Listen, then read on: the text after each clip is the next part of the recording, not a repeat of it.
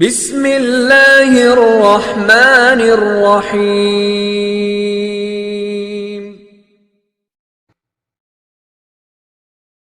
کافر بچی کے سر پر نبی کی چادر۔ جب قبیلہ طے کا قافلہ نبی کریم صلی اللہ علیہ وسلم کے پاس آیا تو اس وقت ایک نوجوان لڑکی کا بچہ گم ہو گیا۔ وہ ماں تھی اور وہ بھاگتی پھر رہی تھی کہ میرا بیٹا کہاں ہے۔ اس حالت میں اس کے سر سے چادر بھی اتر گئی۔ وہ اچانک نبی کریم صلی اللہ علیہ وسلم کے سامنے آ گئی۔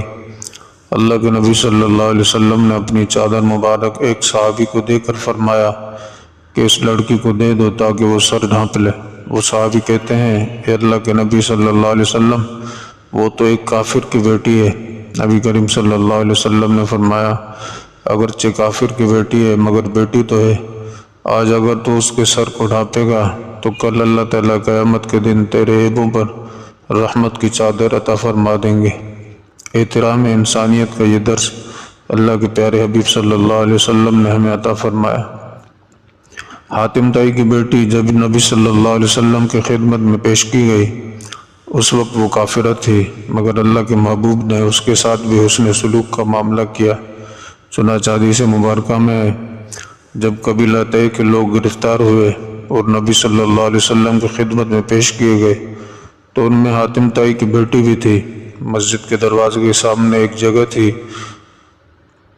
وہاں حاتم طائی کی بیٹی کو الگ رکھا گیا۔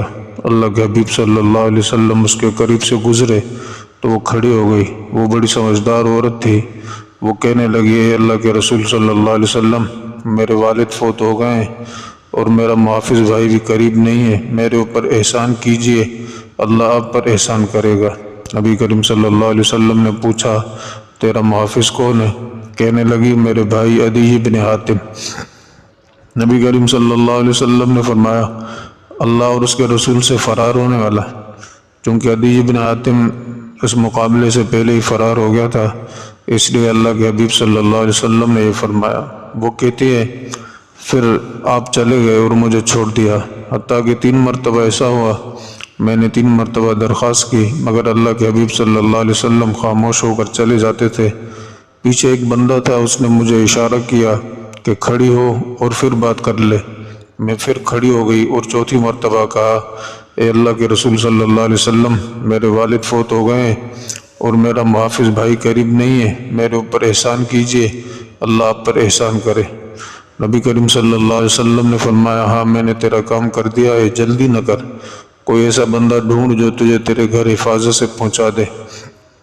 یعنی اللہ کے رسول صلی اللہ علیہ وسلم اسی وجہ سے خاموش تھے کہ کوئی ایسا بندہ نہیں مل پا رہا تھا، کیونکہ وہ ایک عورت تھی، اس کو بھیجنا بڑی ذمہ داری کا کام تھا، اس کی جان، اس کے مال اور اس کی عزت کی حفاظت ضروری تھی۔ چنانچہ نبی صلی اللہ علیہ وسلم نے ارشاد فرمایا کہ جب تمہیں کوئی ایسا بندہ مل جائے تو پھر تم مجھے بتا دینا۔ پھر میں نے اشارہ کرنے والے آدمی کے بارے میں پوچھا، بتایا گیا کہ وہ علی بن ابی طالب ہے۔ آخر سواروں کا ایک وفد بھی گرفتار ہو کر پیش ہوا، چنانچہ میں نے آپ کی خدمت میں حاضر ہو کر عرض کیا اے اللہ کے نبی، میرے قوم کے کچھ بے اعتماد بندے آ گئے ہیں۔ وہ کہنے لگی اللہ کے رسول صلی اللہ علیہ وسلم نے مجھے کپڑے بھی دیے، مجھے سواری بھی دی، جانے کا خرچ بھی دیا۔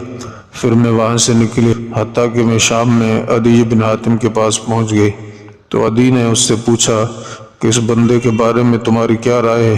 کہنے لگی میں چاہتی ہوں کہ تم بھی اس کے غلاموں میں شامل ہو جا۔ چنانچہ عدی بن حاتم نبی صلی اللہ علیہ وسلم کی خدمت میں حاضر ہوئے اور انہوں نے اسلام قبول کر لیا۔